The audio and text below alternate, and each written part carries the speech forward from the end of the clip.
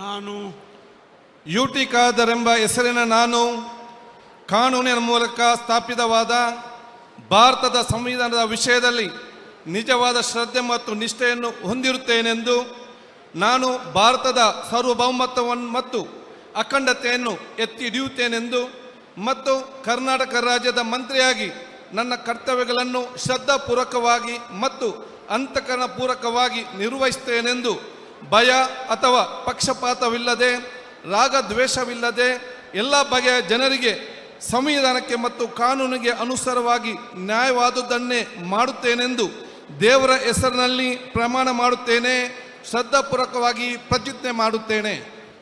ನಾನು ಯುಟಿ ಖಾದರ್ ಎಂಬ ಹೆಸರಿನ ನಾನು ಕರ್ನಾಟಕ ರಾಜ್ಯದ ಮಂತ್ರಿಯಾಗಿ ನನ್ನ ಪರ್ಯಾಲೋಚನೆಗೆ ತರಲಾಗುವ ಅಥವಾ ನನಗೆ ತಿಳಿದು ಬರುವ ಯಾವುದೇ ವಿಷಯವನ್ನು ರಾಜ್ಯದ ಮಂತ್ರಿಯಾಗಿ ನನ್ನ ಕರ್ತವ್ಯಗಳ ಯುಕ್ತ ನಿರ್ವಹಣೆಗೆ ಅಗತ್ಯವಾಗಬಹುದಾದ ಸಂದರ್ಭದಲ್ಲದೆ ಅನ್ಯಥಾ ಯಾವುದೇ ವ್ಯಕ್ತಿಗೆ ಅಥವಾ ವ್ಯಕ್ತಿಗಳಿಗೆ ಪ್ರತ್ಯಕ್ಷವಾಗಿ ಅಥವಾ ಪರೋಕ್ಷವಾಗಿ ತಿಳಿಸುವುದಿಲ್ಲ ಅಥವಾ ಬಹಿರಂಗಪಡಿಸುವುದಿಲ್ಲ ಎಂದು ದೇವರ ಹೆಸರಿನಲ್ಲಿ ಪ್ರಮಾಣ ಮಾಡುತ್ತೇನೆ. ಶ್ರದ್ಧಾಪೂರ್ವಕವಾಗಿ ಪ್ರತಿಜ್ಞೆ ಮಾಡುತ್ತೇನೆ.